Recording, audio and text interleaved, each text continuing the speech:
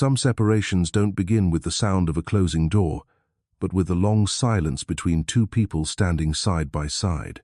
High above the glittering skyline of New York City, in a magnificent tower, a woman who once had everything: fame, beauty, love, realized that the only thing she truly lacked was to be seen. That night, amid the clinking of crystal glasses and the fireworks outside the window, she understood.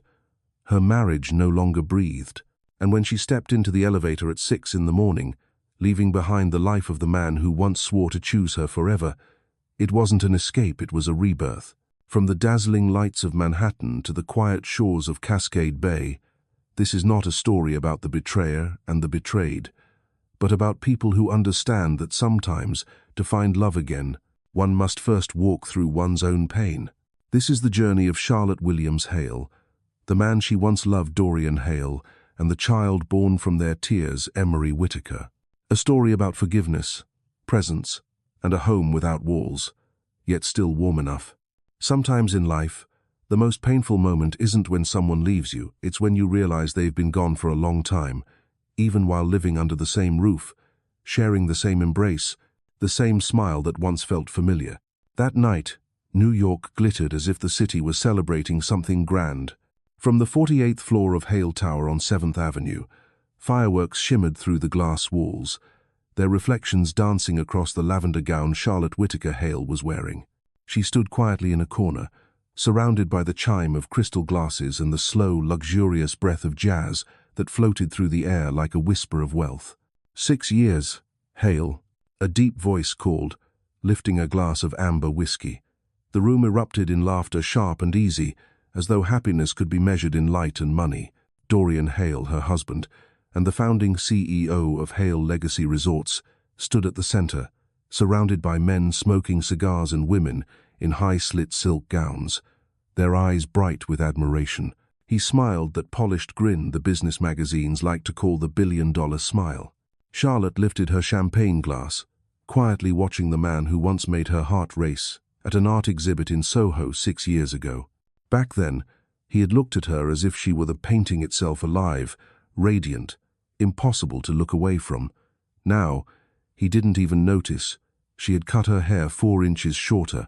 The gown she wore tonight, a limited edition Oscar de la Renta, was the same design she'd worn the night they met. She chose it, hoping tonight could be a beginning again. She planned to tell him she was 8 weeks pregnant, but perhaps, in a room full of glass and wine, no one had time for joy. "Charlotte, darling," a shrill voice called from behind. Whitney Ford, wife of a Connecticut senator and Manhattan's well-known queen of venom, approached, martini in hand. Her lips painted the deep red of old wine. "You have such exquisite taste in the classics," Whitney said, her gaze sweeping over Charlotte's gown before lingering on her pale face. "But you look a little tired. Something good you want to share?" Charlotte smiled faintly, the kind of smile polished through hundreds of parties where she was nothing but decor. "Just a little dizzy," she replied softly. Whitney wasn't listening. She had already turned toward Dorian's group, her laughter slicing through the crowd like a bell. "Dorian, you're still the star of every party. So tell us, when are you two finally having a baby? We're betting on it." The question sounded playful, but Charlotte's heart clenched tight. This was the moment she had imagined he would turn to her, smiling, take her hand, and she would say, "We're having a baby." But he didn't. From across the room, Dorian smirked, swirling the whiskey in his glass. His voice rose just enough for the entire table to hear. "Children? With Charlotte. She hasn't figured out how to be a proper wife yet. How could she be a mother?" The room froze. Some laughed awkwardly, others looked away. But no one spoke. "She's like an expensive piece of furniture," Dorian continued, his tone light, almost bored. "Beautiful, but always out of place. No matter how you turn it, the room never looks better." A ripple of laughter followed, shallow, artificial, complicit. In that laughter, Charlotte felt her legs lose all strength. Her champagne glass slipped from her hand, shattering on the Carrara marble floor, a scatter of glittering shards that caught the city lights. "Beautiful, and blindingly painful. Can someone clean that up?" Dorian said, not even glancing her way. He only frowned slightly, as if a servant had dropped a tray. Charlotte bent down, but her hands trembled so badly she couldn't pick up the pieces. Her mind went blank, vast and white, where her heart cracked too deeply to locate the pain. "I'm sorry," she whispered, her voice almost lost in the music. "I'm just tired." No one answered. No one stopped her. She turned and walked out of the room. The lavender hem of her gown brushed across the white marble like the fading trail of a soul retreating from its own world. On her way to the bedroom, she passed the black Steinway piano where Dorian once sang La Vie en Rose to her during their honeymoon in Napa Valley. Their wedding photo still hung along the staircase, where he had once sworn, "I'll choose you, even when everything else disappears." Charlotte paused for a few seconds, staring at their faces in the frame, her smile beside his like strangers. The bedroom glowed with soft gold light, but even that couldn't warm her. She removed her earrings and faced the mirror. The woman reflected wasn't the wife of a CEO, just a tired soul with empty eyes. She sat on the edge of the bed and pulled open the third drawer on the right where she kept a rosewood box, the only thing she had carried from childhood. Inside were dozens of envelopes tied with a cream silk ribbon. Each began the same way. "Dorian, today I feel." One letter, 2, 3. Each one is a slice of her heart. Letters written when he forgot her birthday. When her mother was hospitalized, all he texted was, "In a meeting," when she miscarried their first child in a Tokyo hospital, staring at a silent phone. She had never sent any of them because she had still hoped. Charlotte opened an old letter, reading under the sigh of wind brushing the window. "Dorian, today I feel like a ghost in this house. You walked past me 3 times and didn't notice I cut my hair. I don't blame you. I know you're busy. But I'm afraid you won't notice that one day when I'm gone." A tear fell, bleeding into the blue ink. In the drawer lay a positive pregnancy test and a sonogram labeled 8 weeks. Heartbeat normal. That child was the last miracle she still believed in. But Dorian had said, "She can't even be a mother." And in that sentence, the miracle shattered. Charlotte opened her laptop and typed, "Divorce lawyer, discreet New York. Temporary rental Vermont. How to disappear from public life. Wife of the CEO." The pale glow of the screen lit her face, that of a pregnant woman preparing to leave everything. Not out of hate, but to live. She wrote her final letter not for the box, but to leave on the bed, beside her wedding ring and the sonogram. "Dorian, I'm not leaving because I hate you. I'm leaving to protect myself and this child from a father who never wanted it, from a husband who no longer sees me as human. I don't need your money or your name. I only need to feel alive again." At 2:15 a.m., Charlotte put on a beige cardigan, took her bag, and entered the private elevator. The elderly doorman looked up, smiling as always. "Out late tonight, Mrs. Hail," she smiled softly. "Just for a little walk." The doors closed with a quiet ding, and instantly she vanished from Dorian Hail's world. No message, no goodbye, no second chance. She left, carrying a tiny life that had not yet seen the sun, but already loved its mother. 6:32 a.m. The first light of dawn slipped through Manhattan's haze and touched the glass of Hale Tower. The penthouse door swung open. Dorian Hail stepped in, still in last night's tuxedo, tie loose, eyes shadowed, a glass of whiskey in hand, his fourth. There are mornings when no one says a word, yet everything has already ended. He crossed the foyer, looking around. No radio, no scent of Ethiopian coffee, no clatter of pans. "Charlotte?" he called, his voice rough with fatigue and liquor. No answer. The penthouse felt like a hotel, everything in place, except life itself. He climbed the spiral staircase to the main bedroom, framed in glass overlooking Central Park. Morning light glowed on the crisp white sheets untouched. No nightgown, no slippers, no coffee cup by the bed.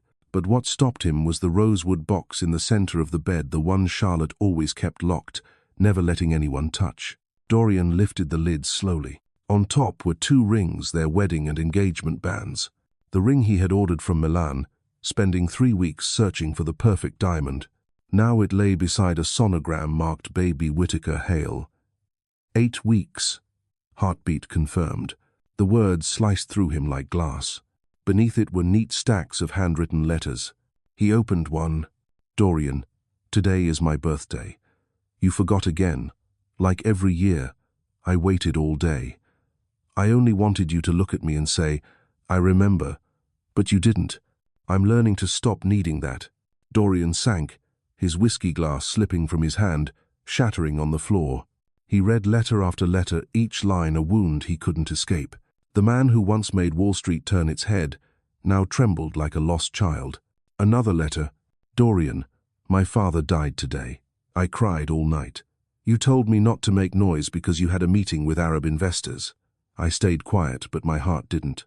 Every pane lay bare letter by letter, evidence of a man who thought he was always right. Dorian stood and walked to the glass wall, staring at the city. Beyond the mist, Central Park was stirring joggers starting their day while he realized his life had ended inside this house long before. He called Chloe, his loyal assistant. Find out where Charlotte went. Use every resource. 3 hours later, 3 private investigators sat before him. No phone signal, no card transactions, no camera footage. Rebecca Torres, the lead, looked him in the eye. She didn't run. She freed herself. And someone helped her, someone who knew exactly how a man like you would look. Dorian stayed silent. For the first time, he knew he couldn't buy back what he'd lost. Chloe entered, placing a file on his desk. In the 18 months I've worked for you, I kept every message Charlotte sent that you never answered. He opened it, saw himself reflected in his words. Cold, condescending, cruel. Chloe's voice shook. I used to respect you until I saw her cry in the elevator. I'm not quitting, Mr. Hail. I'm escaping. The door closed behind her. Dorian sat alone in the room of glass and sunlight exposed, stripped bare. When his mother, Eleanor Hail, arrived, he barely had the strength to lift his head. She placed an envelope on the table. Inside was a photo of Charlotte smiling, holding Eleanor's small dog in Connecticut. Her voice was cold as steel. You've forgotten my birthday for 3 years. Charlotte never did. You've lost the kind of woman I've never met twice in one lifetime. He choked out. You knew she was pregnant. I did. She wrote to me before she left. No begging, no anger, only this. If you can, please believe your son still has a chance to be forgiven. Eleanor looked directly at him. You forgot that a wife isn't a title. She's the one who stays when the world turns away, and you're the one who turned first. Dorian bowed his head, his hands covering his face. In the bright New York morning, the once invincible billionaire finally understood.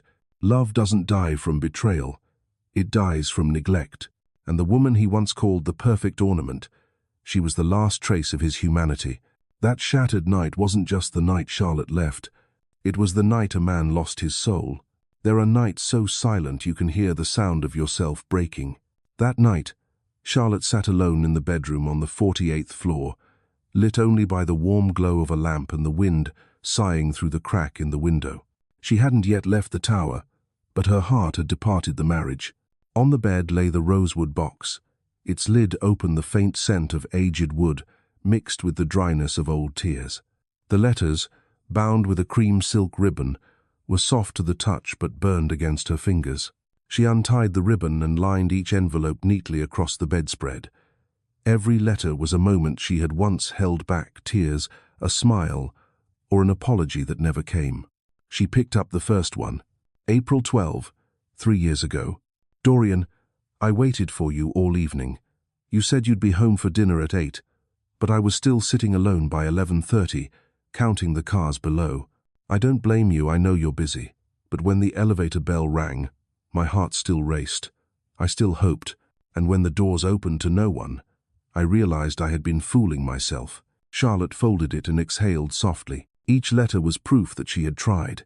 She didn't give up easily, she had loved to the very edge of herself. She opened another. August 5, her birthday. Dorian, I'm 32 today. You forgot again. I know because you're in Miami. I saw your new project in a magazine. I'm happy for you. I wish you remembered that I still exist. Charlotte smiled a tender, bittersweet smile. So that's how it happened. She had grown used to being forgotten. Some marriages don't end with a breakup, but with a silence stretching so long that one fades into a shadow. On the table, her phone lit up with messages from the Manhattan social circle. Last night was fabulous. Dorian really knows how to throw a show. Charlotte, darling. Hope you're feeling all right." She looked at them for a moment, then turned the phone off. No one knew that last night, something inside her had died. She sat at her desk and pulled out a blank sheet of paper. The pen trembled in her hand. For the first time, she wasn't writing to release pain but to end it. "Dorian, tonight, I realized that our silence had become our own language. You don't need to hurt me anymore. Your silence does it better than any words could. I once believed that you'd finally see me if I loved you enough. But perhaps I was wrong. People don't see when they've chosen to close their eyes. And I've chosen to open mine, to see clearly that I'm no longer here." Tears fell, blurring the ink like watercolor. Charlotte set the pen down and clasped her trembling hands.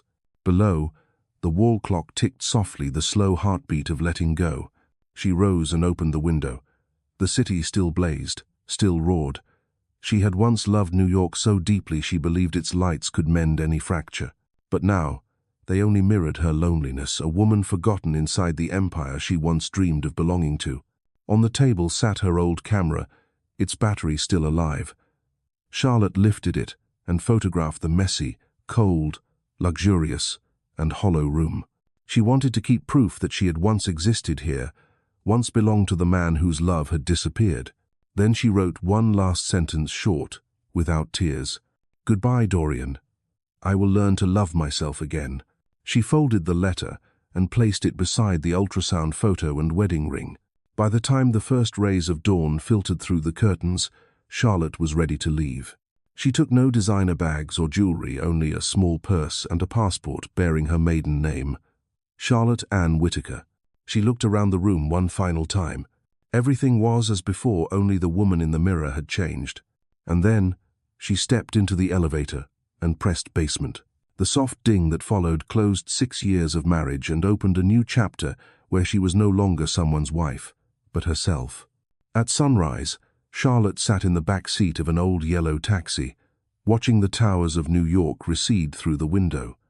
The city was waking horns, footsteps, the breath of dreams not yet broken. She had once believed this was where her love story began, but it was also where it was buried. She took a deep breath, placing her hand on her stomach. The small life within her stirred, a faint flutter. "You're still here, aren't you?" she whispered. In that moment, she knew she had to go not out of fear, but to save what was still pure, her child. Before the taxi turned onto the highway, she sent a message to the only person she could still trust, Lydia Hart, her college friend who now lived in Vermont. "Lydia, I need a quiet place for a few days. Don't ask why. If anyone calls, tell them I'm on a business trip in Europe."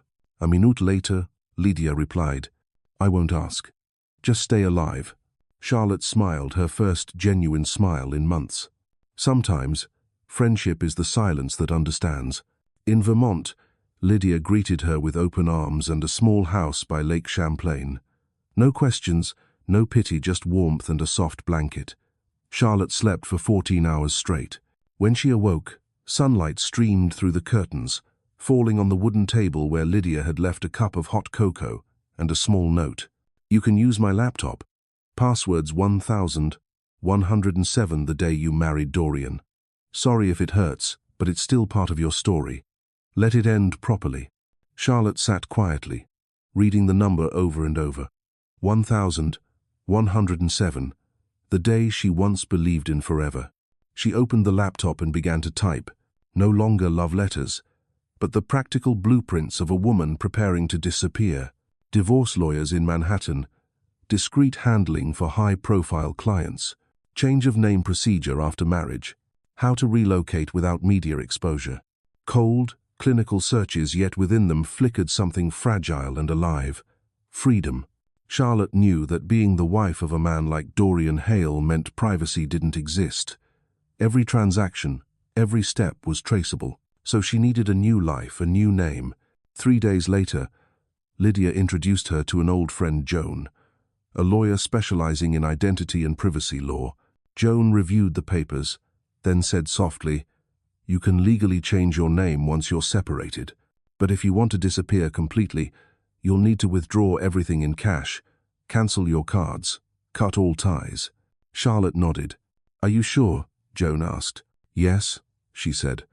I'm not running from anyone. I'm leaving a place where there's no life left. In the 7 days that followed, Charlotte prepared to die in the eyes of the world. She transferred her savings into a temporary account and bought a domestic flight under an alias. Every move she made was a quiet goodbye. On her last night in Vermont, she and Lydia sat on the porch, sipping cocoa, watching snow fall. "Where will you go?" Lydia asked. "There's a place called Cascade Bay, in Oregon," Charlotte replied. "A small seaside town. No one there cares who you are, only if you're kind." Lydia was silent, then whispered, "You deserve peace." Charlotte smiled and rested her head on her friend's shoulder. "I just want to be called by my own name again." The next morning, the air was thick with mist. Charlotte boarded the earliest bus out of Vermont, clutching a small bag that held her rosewood box, the ultrasound photo, and the wool scarf her mother had knitted years ago. As the bus crossed the state line, the snow-covered forests blurred past the window, erasing the traces of the woman who once bore the name Hail. Inside, the baby kicked gently. Charlotte placed her hand on her belly and whispered, "You know, I took nothing with me except you, and that's enough." On that bus, in that fleeting moment, Charlotte was no longer a billionaire's wife, nor a woman broken by love. She was simply a mother, searching for a place to begin again. And the letters she never sent at last had fulfilled their purpose. They were no longer laments, but proof of awakening. Morning in Manhattan is never quiet. Monday or Sunday, the city hums the same restless tune. But today, on the 48th floor of Hale Tower, silence filled the air like glass. 6:32 a.m. Dorian Hail unlocked the penthouse door, a glass of whiskey in hand, his fourth. His shirt was wrinkled, collar undone, eyes sunken deep. Sunlight streamed across his face, exposing a truth he hadn't realized the night before. No one was left waiting for him. The lights were still on, but the room was hollow. No coffee dripping from the machine. No morning financial news murmuring from the TV. No scent of fresh pastries that Charlotte used to bake every Monday. Only the smell of whiskey and the chill of marble floors. "Charlotte," he called, voice hoarse against the emptiness.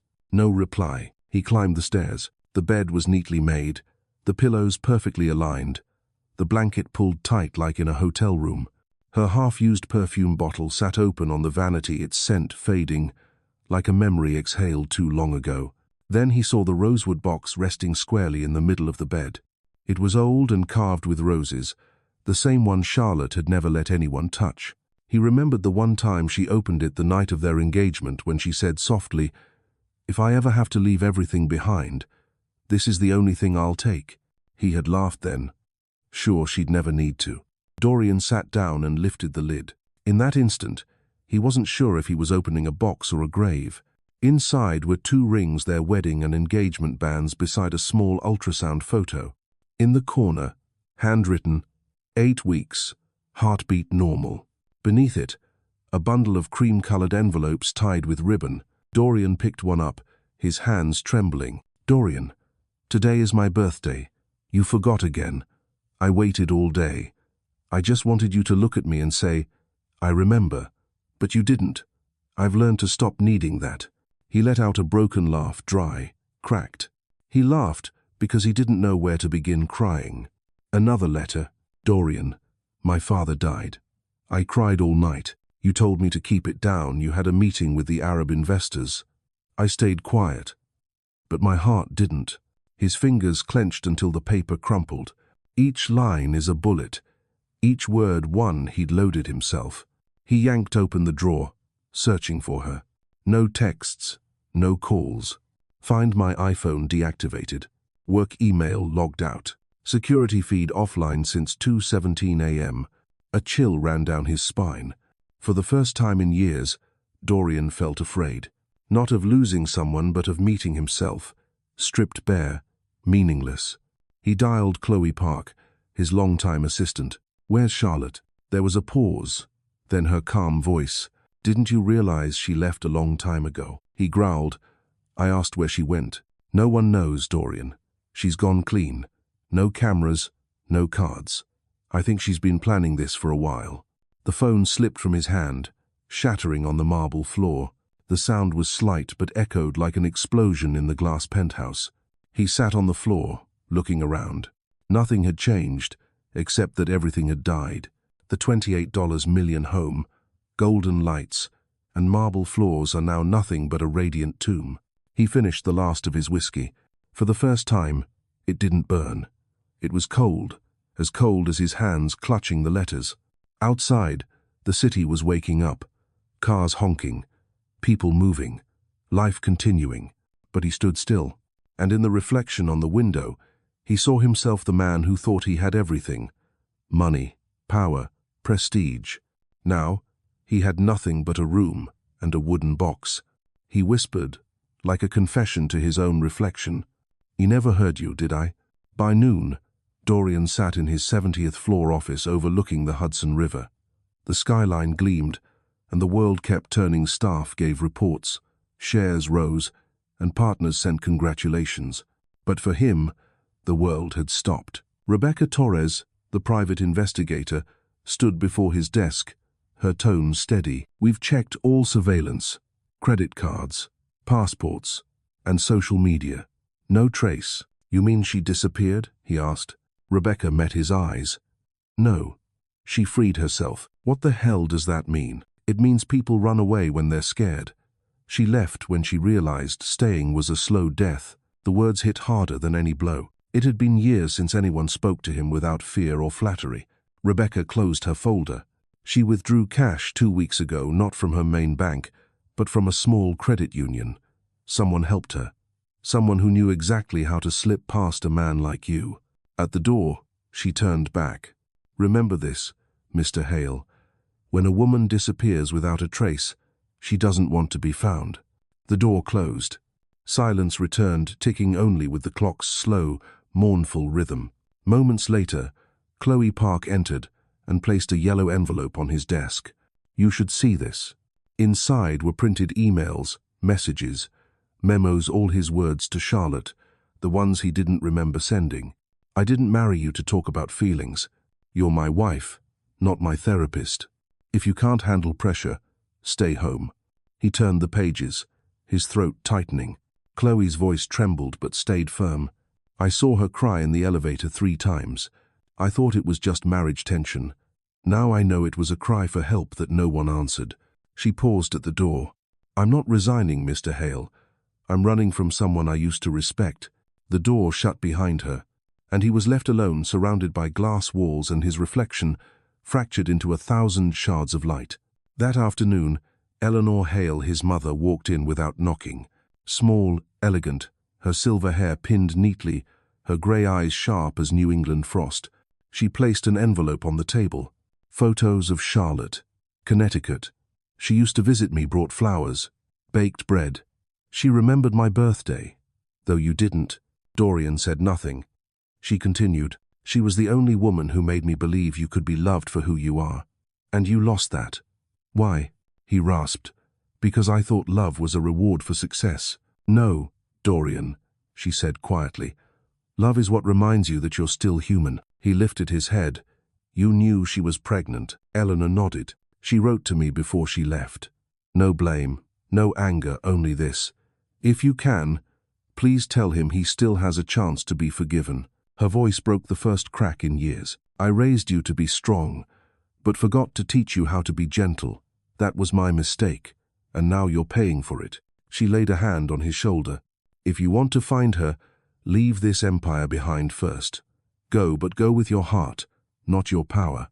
When she left, Dorian stood at the window. The sun was setting, painting the skyline in bronze and ash.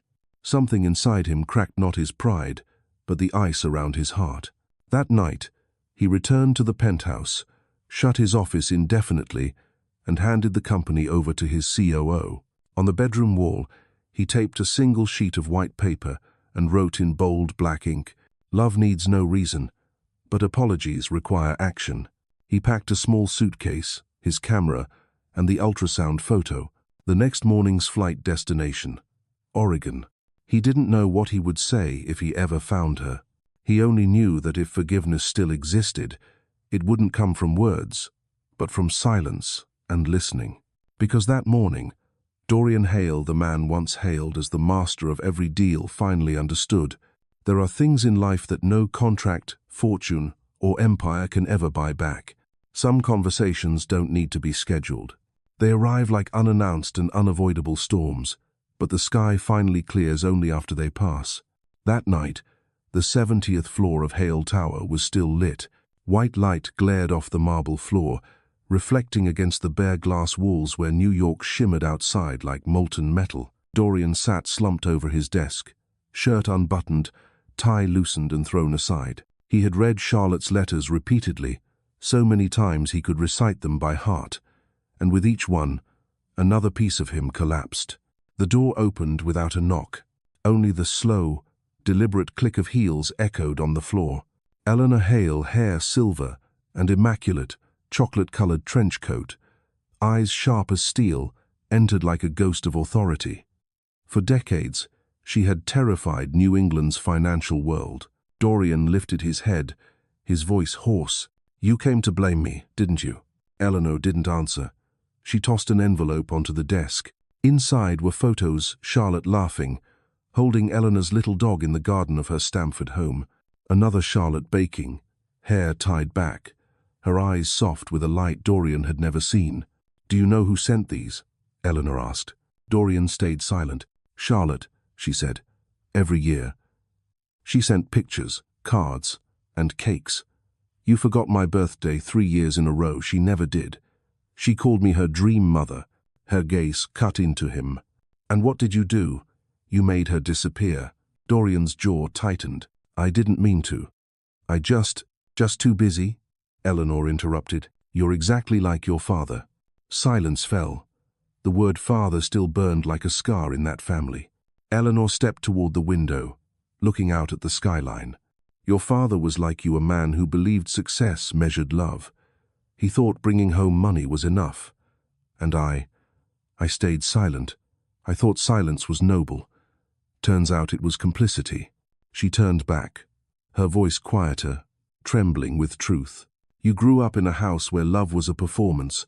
Affection was a prize for strength, not weakness. If you excelled, I smiled. If you faltered, I withdrew. And now you treat your wife the same way." Dorian lowered his head, his chest tightened. "I don't know how to be different," he whispered. For the first time, Eleanor's expression softened. "You know what Charlotte said to me the first time we met?" she said gently. "It kept me awake for nights." She paused, recalling every word. "He's not cruel. He doesn't know how to love because no one ever taught him." Dorian closed his eyes, lips trembling. She had understood him even when he didn't understand himself. "You think she left because she hated you?" Eleanor asked. "No," Dorian said softly. "She left because she wanted to live." Eleanor nodded. "Exactly. And if you truly want to find her, remember this. Don't use money, use presence. Don't run to her with promises, go with silence and the will to listen." She reached into her coat and pulled out another letter. "She sent this to me a week before she left." The paper was white, the ink blue, faintly scented with lavender. Eleanor unfolded it and read aloud, voice unsteady. "Eleanor, I'm not asking for anything. I only want you to know that Dorian still has a chance to be forgiven. I believe that even if he doesn't believe in himself, if he wakes up one day, please tell him I truly loved him." A rare tear traced Eleanor's cheek. "See," she whispered, "she forgave you before you even knew you needed forgiveness." Dorian stared at the letter, unable to hold himself steady. His composure cracked. He began to cry quietly, painfully, like a man collapsing after a war he didn't know he was fighting. "I destroyed the best thing in my life." "No," Eleanor said softly. "You didn't destroy it. You just never learned how to keep it alive. But maybe, just maybe, collapse is how some men learn to live again." She placed a hand on his shoulder. "I don't want you to save your empire anymore. I want you to save what's left of your humanity." Dorian looked up, his voice raw. "Can I make it right?" "There's no such thing as making it right," she replied. "Only doing it over one day, one act at a time. No witnesses required." The city lights shimmered against the glass, reflecting in both their eyes 2 generations, 2 solitudes, staring into each other like mirrors. A mother who realized she'd taught her son how to conquer, but not how to love. A son who understood he'd lived as a replica of his father and lost the only woman who taught him how to feel. That night, Eleanor and Dorian sat together for the first time without talking about money or legacy. Just two people, admitting they were both born from the same emptiness, the kind of success that devours the soul. The next morning, Dorian drove to his mother's house in Stamford, Connecticut. No driver, no bodyguard, just him, in a car he rarely drove himself. Eleanor was watering the garden. She didn't look surprised. Perhaps she'd known he would come. "Have you had breakfast?" she asked casually, as if there had never been storms between them. "No." "Then come in. I made toast." At the oak dining table, the smell of coffee lingered. The photo of Charlotte and Eleanor with the little dog sat on the shelf. Dorian stared at it for a long moment, then said softly, "She belonged here once." Eleanor set her cup down, voice even but gentle. "She never belonged to you, Dorian. She belonged to herself, and that's what you refuse to understand." They sat in silence. Outside, birds sang. Sunlight fell in golden lines across the floor. "Did you ever regret father?" Dorian asked. Eleanor smiled faintly, a sad, weary curve. "Regret? Of course. But it took me years to realize forgiveness isn't erasing mistakes. It's accepting that we didn't know how to love when we had the chance. Your father loved me the only way he knew how, through money, success, achievement, and I loved him by wanting to be seen. We both failed." She met his eyes. "You're standing at the same crossroads I once did. You can keep becoming your father, or you can stop before there's nothing left to save." Dorian said nothing. He thought of Charlotte's soft brown eyes, tired smile, and letters she never sent. He thought of the ultrasound photo proof of a life he never got to touch. He rose and walked into the backyard. The air smelled of wet grass. Elena followed, standing beside him. "If you truly want to find her," she said quietly, "you'll have to learn how to live like an ordinary man. Lose the suit, the jet, even the name Hail if you must. Because the man she once loved wasn't a CEO, he was someone who listened, who saw her without the stage lights." Dorian nodded. "I will." "Don't say it," Eleanor said with a faint smile.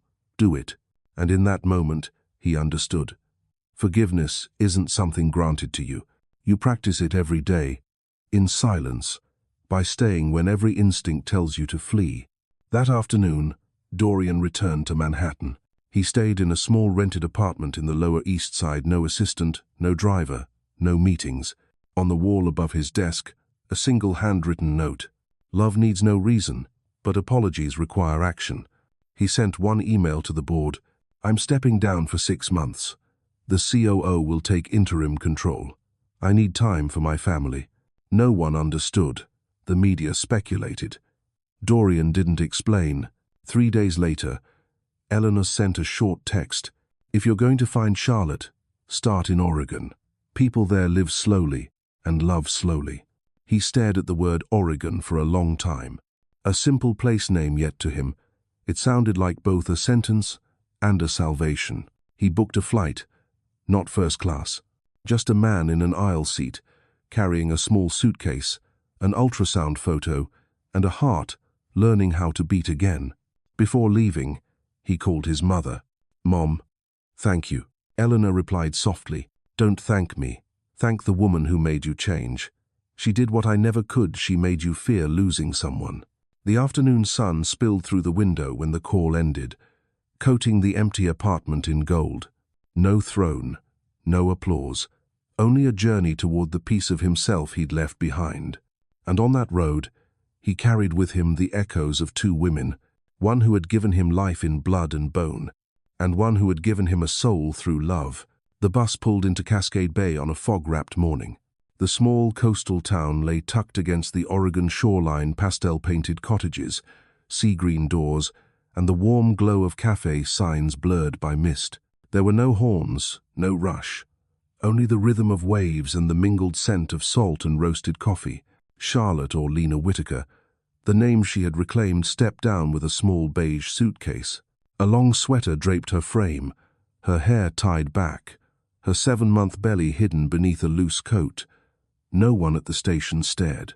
In Cascade Bay, People were kind, but never curious. She stopped in front of a hand-painted wooden sign. Moonlight Cafe, books, coffee, stories, kind souls. The glass door swung open, and a slight wind chime sang softly.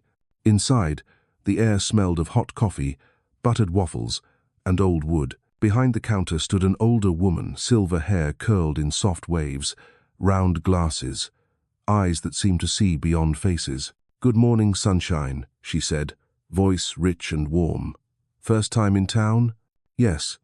Lena hesitated. "I'm looking for work and maybe a place to stay."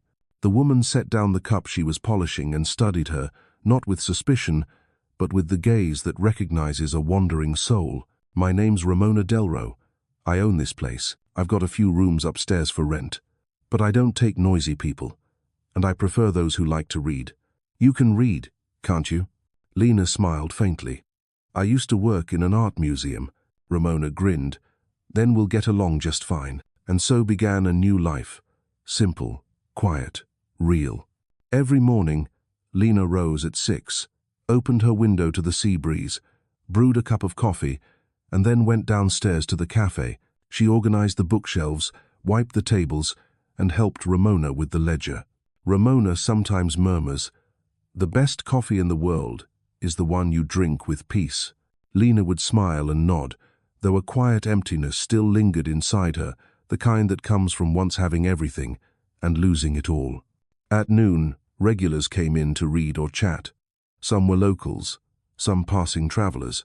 Everyone knew her as Lena from the East. No one asked for more. In Cascade Bay, the past was private. The present mattered.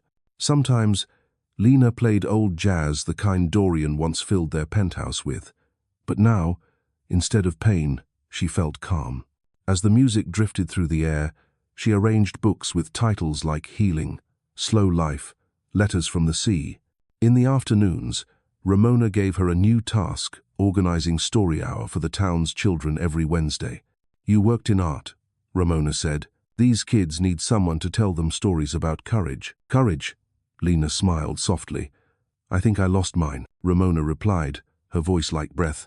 "No, dear, you're just learning to define it differently." On her first story hour, 8 children sat in a circle on the rug, eyes wide and waiting.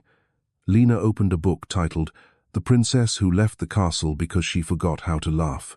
Her voice trembled at first, then steadied gentle and warm like waves on sand. When she reached the part where the princess found her smile again, 6-year-old Tommy, blue-eyed and curious, asked, "Miss Lena, does the princess ever return to the castle?" Lena paused, then said quietly, "No. She built a small house by the woods where she could finally be herself." The children nodded, perhaps not understanding fully, but in their eyes, Lena saw herself a woman learning how to smile again, however shakily. At night, in her small upstairs room, she wrote in her journal, "Day 27 inches Cascade Bay." The baby kicked steadily. "Ramona left ginger tea on my desk with a note, because it's cold today, and your little one is growing. Maybe peace isn't loud. Perhaps it's being remembered." She closed the notebook and looked out to the dark sea. The sky was veiled in mist, the water silver with moonlight. She placed a hand on her belly and whispered, "Emery, can you hear me? Here, we're not afraid anymore." The 8th month passed softly. Cascade Bay shifted into spring, the sky pale and tender, the sea grey-blue, the wind carrying salt and pine. Lena grew used to opening the cafe at 7, placing white daisies in a vase, turning on Ella Fitzgerald's records, and pouring coffee for the early customers. Ramona often teased, "You move too slowly, Lena. I thought only old women did that." "Maybe I've been old for a while," Lena said, smiling. "No, sweetheart. You've only just been born again." While arranging the local author's shelf one afternoon, Lena noticed a slim cream-colored book, Letters to the Ones Who Left. No author's name. She opened it. The first line read, "There are people we can no longer send letters to, but we keep writing because it's how the heart remembers without demanding." She closed the book, her heart trembling. She thought of all the letters she'd written to Dorian, the ones she never sent. They had once been cries for help, but now they felt like lessons. Silence, too, could speak.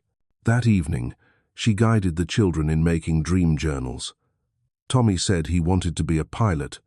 Little Mia said she wanted a cat. When they asked, "What about you, Miss Lena?" she smiled, "I just want to wake up one morning and not be afraid of anything." The townspeople had come to know her, the gentle woman with kind eyes and a round belly, always smiling among books.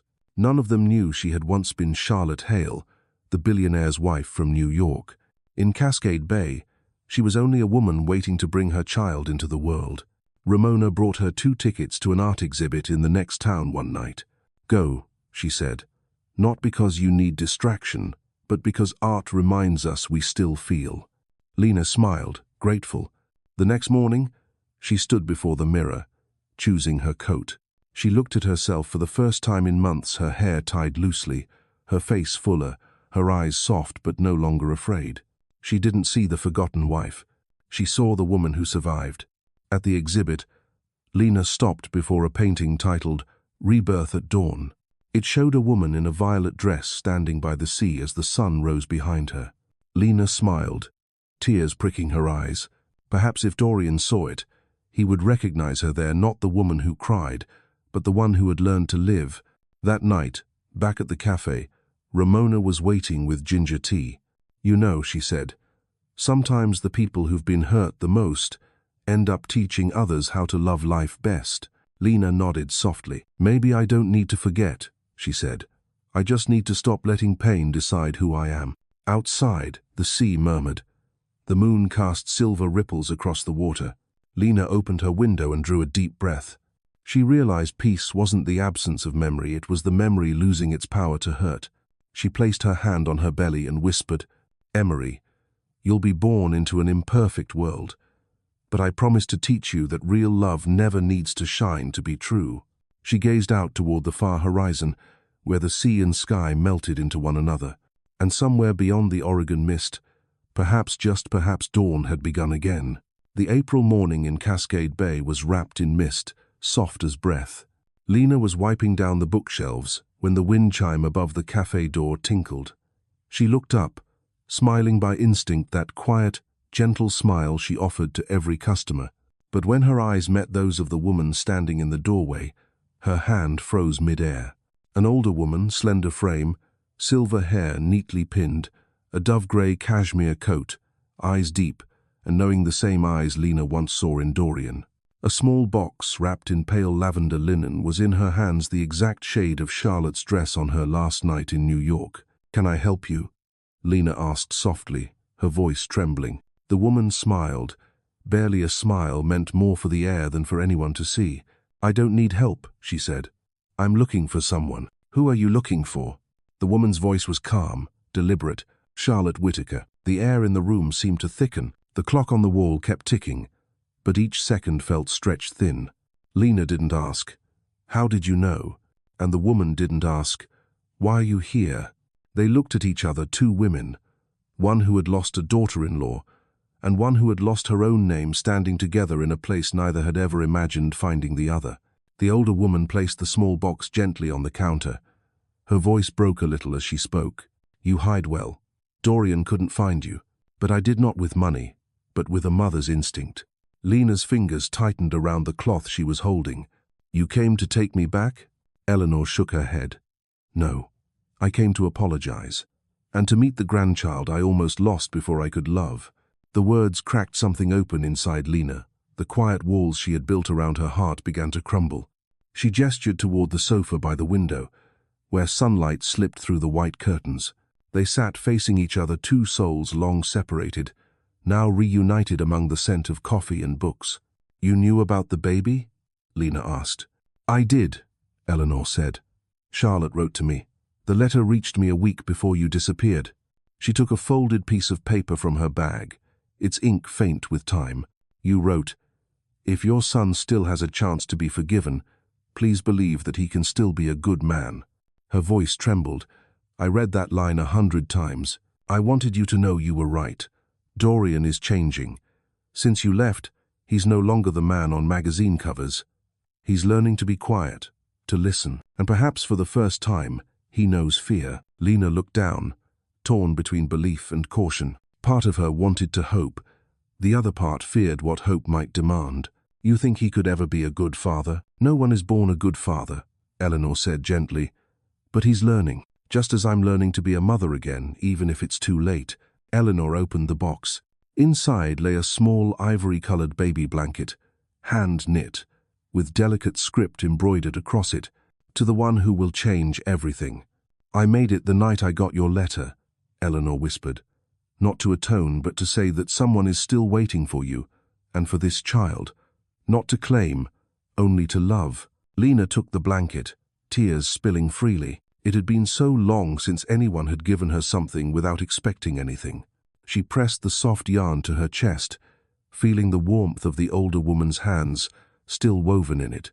"You're not angry with me?" she asked quietly. Eleanor smiled faintly. "Angry? For what?" "You did what I should have taught my son to do. Protect your own heart." They sat in silence for a while, listening to the faraway hum of the sea. Eleanor spoke again, her tone soft as the tide. "You don't have to go back, Charlotte. No one's asking you to. I want you to know family isn't a place that keeps you trapped. It's a place you can still return to, even after it's broken." Lena's eyes shimmered. "Aren't you afraid I'll hate him?" "I'm more afraid," Eleanor said, "that you'll stop loving yourself." The words undid her. Lena began to cry quietly, without sobbing, tears falling like mist dissolving into the morning sea. Outside, Ramona appeared in the doorway. She took one look, smiled gently, and backed away, closing the door.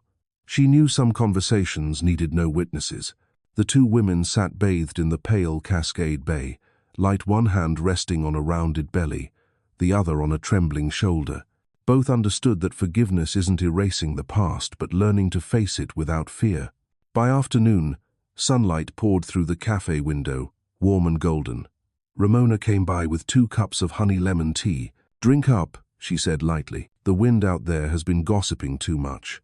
Better to sit inside and keep each other company." She smiled and left. Eleanor blew gently across her cup, the scent of honey sweet in the air. "You know, Charlotte," she began, "I once thought I understood love, but I see now I only taught my son how to win, not how to care." "You're not the only one," Lena said softly.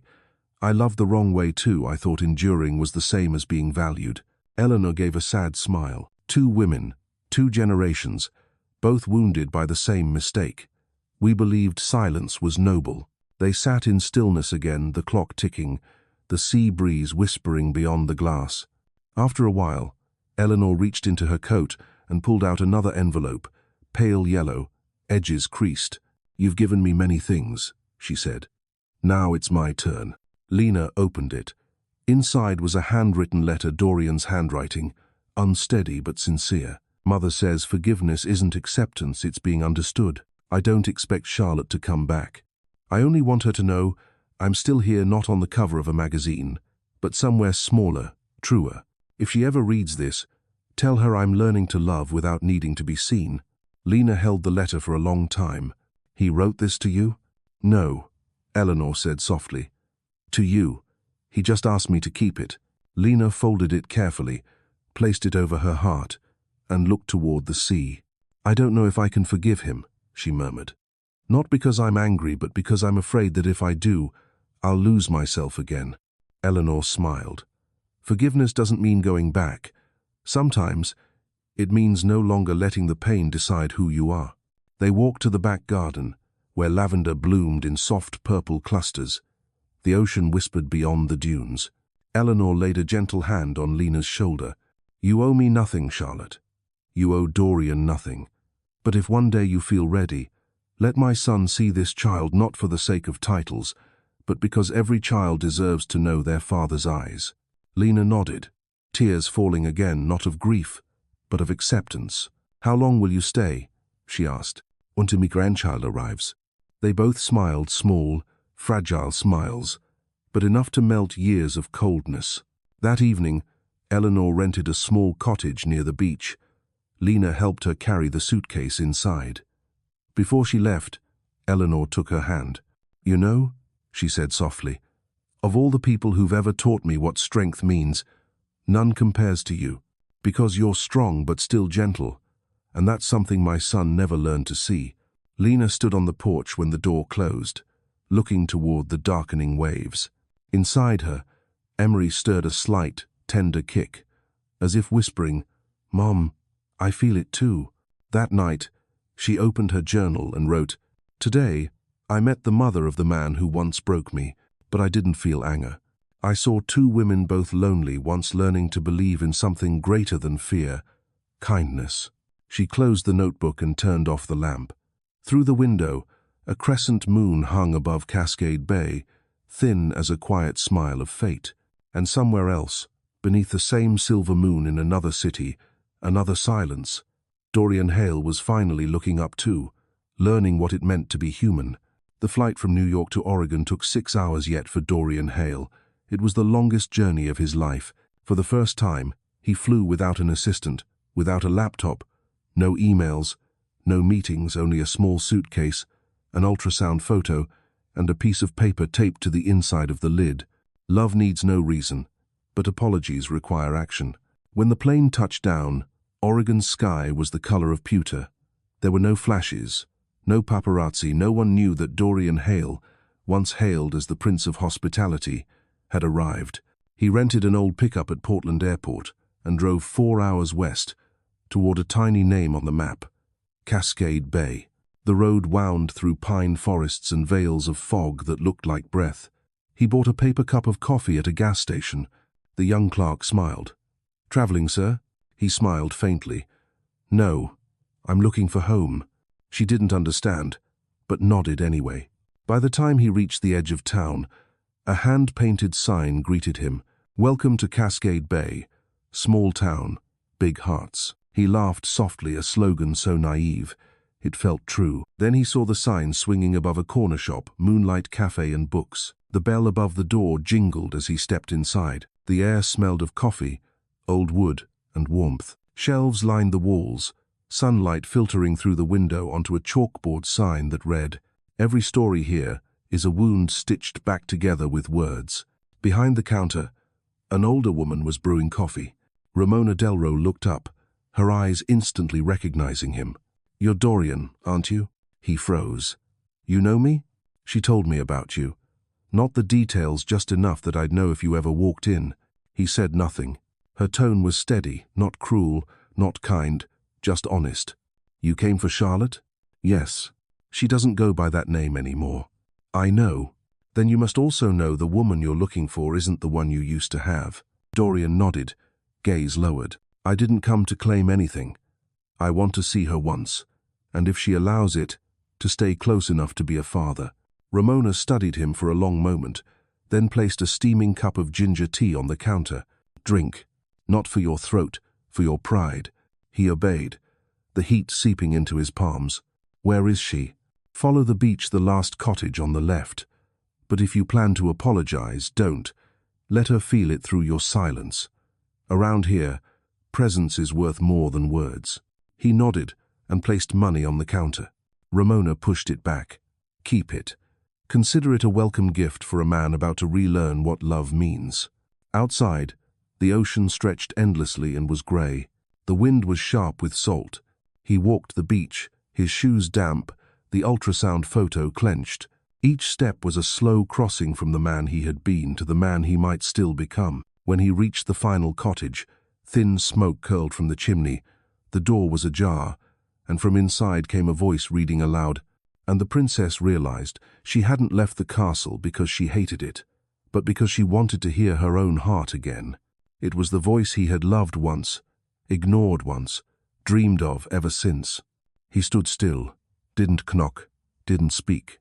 Through the window, he saw her sitting by the light, hair loosely tied, grey sweater draped around her shoulders, her belly round beneath it, the afternoon sun brushing her face in gold. "Charlotte, no, Lena." His heart stumbled.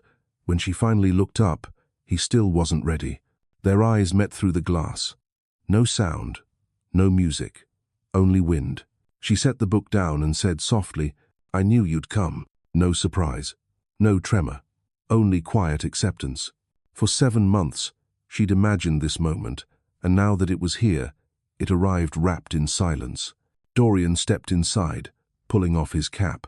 He looked different, thinner, sun-worn, eyes tired but transparent, no suit, no Rolex, no armor of control. "How did you find me?" "I didn't. My mother did." She smiled faintly. "I guessed as much." Silence gathered between them. Dorian glanced around the small cottage potted plants, a sea painting, a wooden cradle near the window. Everything was simple, alive, real. "It's beautiful," he said quietly. "Everything here breathes." "Because nothing here needs to prove anything," Lena replied. They sat across from each other on the sofa.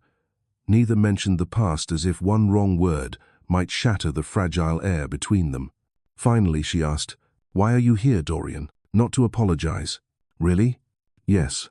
Because apologies mean nothing unless the person speaking has changed. I came to learn how, and if you'll allow it to stay near, close enough to see my daughter grow, far enough not to suffocate you." She turned toward the window, the sea glimmering silver outside. "You think staying can fix what's broken?" "No," he said. "But maybe it can stop me from breaking things again." A soft breeze slipped through the open window, stirring the curtains. The space between them felt fragile but alive, two souls no longer trying to rewind time, only trying to meet again as they were now. "And the baby?" he asked quietly. "Emery," she said. "A girl." Dorian lifted his gaze. "It's beautiful. My mother chose it. Is she healthy?" "Very. She kicks whenever she hears Mozart." He chuckled, petite, shaky, real. "Like her mother." Lena looked at him, her eyes softer now. "You've changed, Dorian."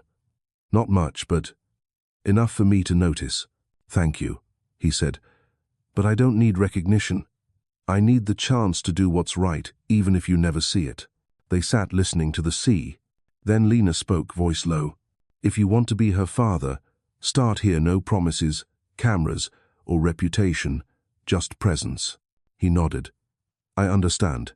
That evening, when Eleanor arrived, she stood in the doorway watching them set the dinner table together. No grand gestures, just quiet rhythm. Something in the air had softened. She didn't step in, only smiled from the porch. During dinner, Dorian said one simple thing: "Thank you for not disappearing from the world." Charlotte didn't answer, she only smiled. Not a promise, not a reconciliation, just an acknowledgement that he was trying, and she was calm enough to witness it. Later that night, after Dorian left, she stood by the window, one hand on her belly. "Emery," she whispered, "see that? Your father's learning to stroll now." Outside, the waves rolled against the shore, steady, patient, like the heartbeat of the sea, and perhaps the heartbeat of two people who had finally stopped running. The May wind at Cascade Bay carried salt and pine, cold but clear. That morning, Charlotte awoke from a dream. She stood by the ocean, the sun rising behind her, a door of light opening ahead. A baby laughed soundlessly in her arms, eyes the color of sea-gray dawn. When she opened her eyes, the room was dark. The clock read 3:12 a.m. Then the first contraction struck sharp, fierce, tearing. Charlotte gasped, clutching the edge of the bed, her breath ragged. Inside her, Emery moved, as if she too knew it was time. "It's all right. We're almost there," Charlotte whispered, trembling.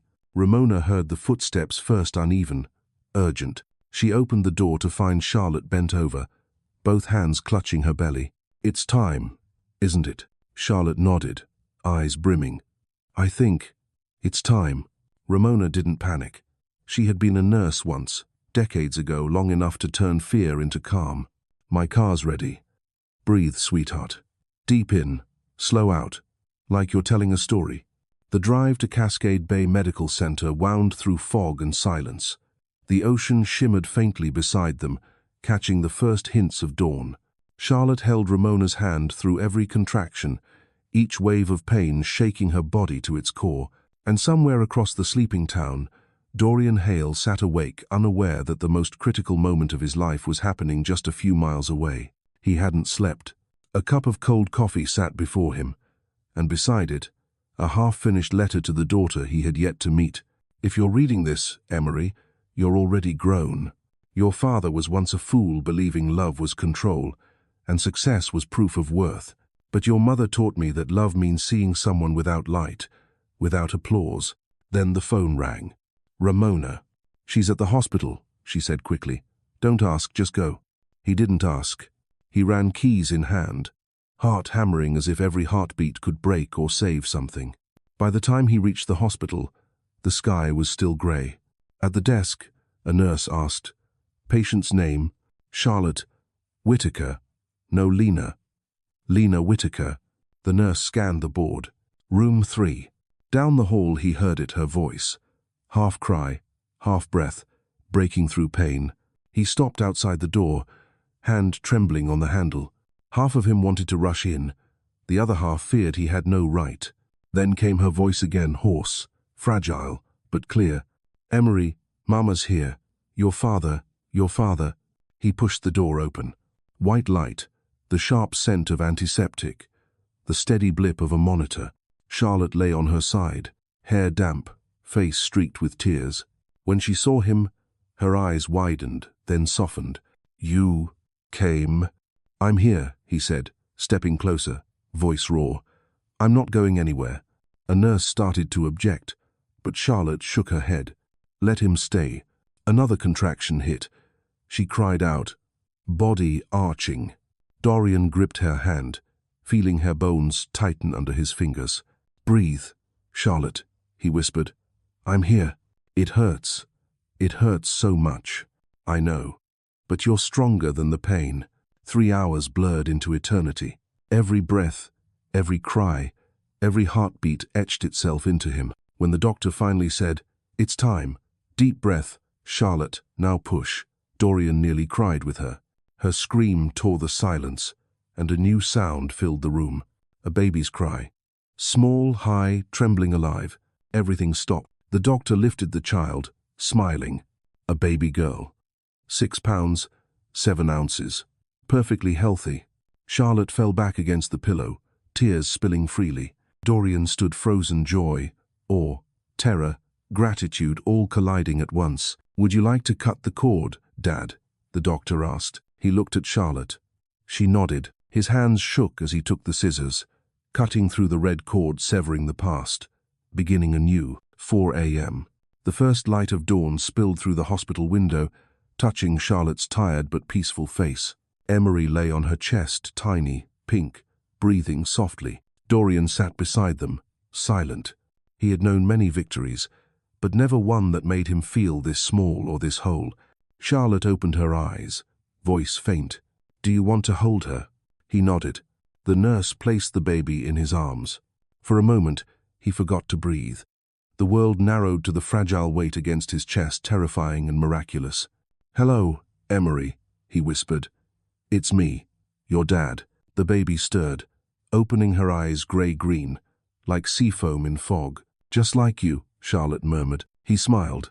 "No, just like you." Silence settled again, tender and fragile. Charlotte spoke softly. "This room isn't just where our daughter was born. It's where you must answer the question, how will you love?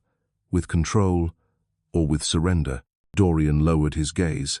"I can't promise, but I'll learn. Every day." She studied him not as a lover, but as someone who finally saw him clearly.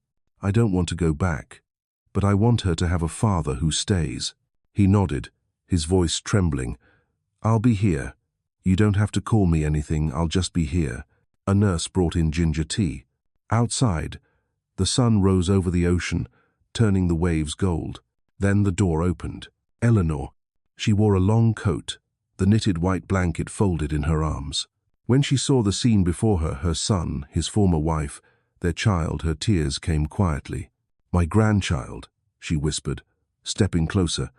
"Thank you for giving her life." Charlotte smiled weakly. "And thank you for finding me without anger." They embraced two women who had both lost and now been restored by the same fragile miracle.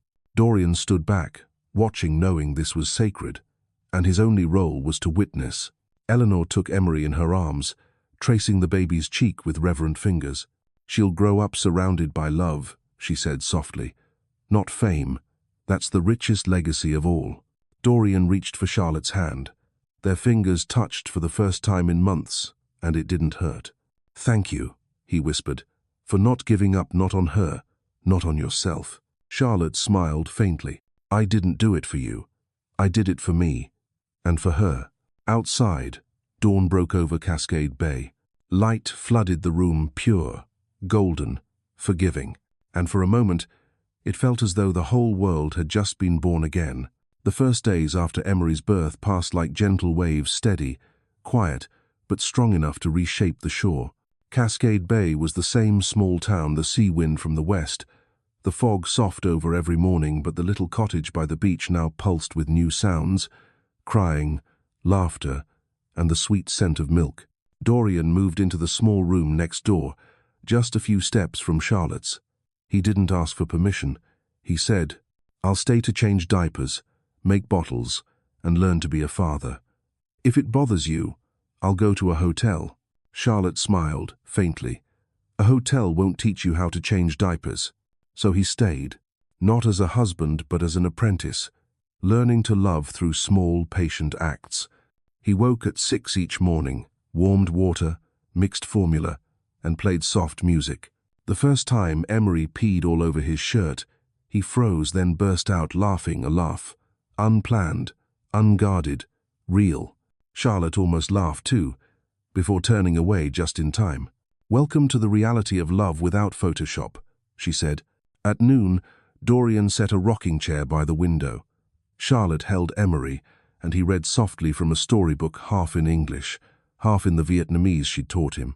Once upon a time, he read, voice low, slow, there was a man who thought love was a trophy. Charlotte looked up and smiled. Is that a fairy tale or a confession? Maybe both.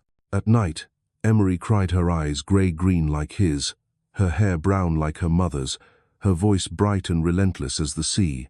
Awkward but tender, Dorian carried her around the room, humming old jazz tunes he once played in their Manhattan penthouse. But now, in this small wooden house, the music sounded less like luxury and more like prayer. Sometimes Ramona stopped by and watched. "You know," she said once, "seeing you now, I realize even men who once lived in towers can still learn to stand barefoot." Charlotte said nothing, only nodded. She kept her distance, but it was no longer cold, it was space enough for both to breathe. She taught Dorian how to understand their daughter's cries. This one means hungry, this one means wet, and this, he frowned. What's that one? Missing someone. Even a newborn can miss you. He froze. The words hit a place in him that had never been touched, a quiet spot long buried under pride and noise. As Charlotte nursed the baby one night, Dorian spoke from the sofa, half asleep. "Were you ever afraid, being a mother alone?" "Yes," she said. "But then I learned I wasn't alone. I had her, and I had myself." He nodded slowly. "I'm trying to learn that every day." In Cascade Bay, everyone knew that Lena Whitaker had given birth. No one asked who the father was. The town had an unspoken rule. Those who came here to begin again were allowed to keep their pasts sealed. Ramona often helped care for Emery. "That baby was born from tears," she liked to say, "so she'll grow up on laughter." And it was true. Emery smiled early at just 6 weeks. She waved her little hands at the light. Dorian stared in wonder. "I've measured the profit of an empire," he whispered. "But I never knew how to measure joy until now." Charlotte smiled. "You don't measure it. You feel it." "I'm learning," he said. In the afternoons, they walked along the beach. Charlotte carried Emery wrapped in the ivory blanket Eleanor had made, and Dorian followed with a small basket. The ocean shimmered gold, the salt wind tangled their hair. Everything felt so real that the glitter of Manhattan seemed like a faded photograph. Once, Charlotte turned to him. "Isn't it strange? Everything here moves slowly." "I used to be afraid of slow," he said. "Now it's what makes me believe beauty takes time." She said nothing more. The wind spoke for her, carrying the truth she wasn't ready to name. Maybe love hadn't died. It was simply learning to breathe again. 3 months passed. The cottage had become a small home. On the walls hung Charlotte's paintings, quiet scenes of daily grace. Dorian feeding Emery, Ramona dozing in a chair, Charlotte herself reflected in a mirror, smiling. Dorian worked remotely for Hail Legacy, but no longer as its powerful CEO. He'd passed on most control to the new team, staying only as an advisor. "A company can live without you," Charlotte once said, "but a child can't." He understood and didn't argue. Each morning, he brewed Ethiopian coffee for both of them, the same blend she used to make every sunrise in New York. As the aroma filled the room, she said softly, "Strange. That smell used to make me feel empty. Now it feels peaceful." "That's because now it's not forced," he replied. She smiled, eyes warm. "You're becoming someone different, Dorian." "No," he said. "I'm just returning to who I was before the numbers blinded me." Summer came. Ramona hosted a special story hour called Brave Little Hearts. The Parents' Edition. Charlotte read aloud, Dorian beside her, Emery sleeping in his arms. She told a story called The House Without Walls, about two people who lived in a great castle but only found each other once it fell apart. When she finished, the children clapped. A little girl asked, "Did they fall in love again, Miss Lena?" Charlotte smiled, glancing at Dorian. "They didn't need to. They learned to love without holding on." Everyone laughed softly because the truth in it was tender and honest. That evening, sitting together on the porch, lavender drifting in the air, Dorian asked quietly, "Do you ever regret it, Charlotte?" "No," she said. "Without what we went through, I wouldn't know how to cherish what I have." "Me too," he said. "I used to think redemption meant starting over. Now I see it's just doing right day by day, without expecting praise." She looked toward the sea. "Will you stay? As long as you and our daughter need me." "I don't need anyone," she said, but her tone was soft. He smiled.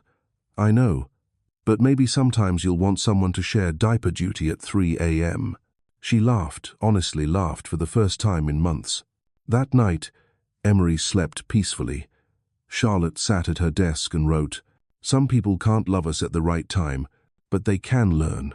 Dorian is no longer the man I once loved, but I can trust the father. And maybe that's what happiness really is." She set down her pen and looked out the window. The full moon shimmered on the water. Outside, Dorian stood on the porch, cradling their daughter, whispering, "Not an apology, not a promise." Just 3 quiet words. "I'm here, Dad." And in the silence, the sea answered back. It was the 3rd autumn since Charlotte left New York, and Cascade Bay shimmered in honey-gold light. The narrow road from Moonlight Cafe and books to the beach was carpeted with maple leaves, the air steeped in coffee, salt, and children's laughter. Among those children ran a little girl with soft brown curls and grey-green eyes, Emery Hail. She darted around the bookstore, waving a book with no cover. "Grandma Mona, I read the word dragon today." Ramona laughed from behind the counter. "Well, my little princess, looks like you're about to read the whole world." Charlotte stood by the porch, smiling. Her cotton dress was cream-colored, her hair loosely tied, a steaming latte in her hand. Dorian stepped out from the back, sleeves rolled, flour dusting his wrist. He'd been trying to make the waffles Emery loved. "She won the contest for messiest kitchen again," Ramona called out. "This time, it's my fault," Dorian said, half amused, half defeated. They exchanged a glance, not the gaze of lovers, but of two people who had traveled through loss and learned that love can endure without possession. Charlotte had returned to teaching, running a small class called Writing to Remember Who You Are. Her students came not just to write, but also to learn how to speak to their hearts. She often told them, "We don't write to forget. We write so pain can no longer define us." Dorian still worked remotely as an advisor for Hail Legacy.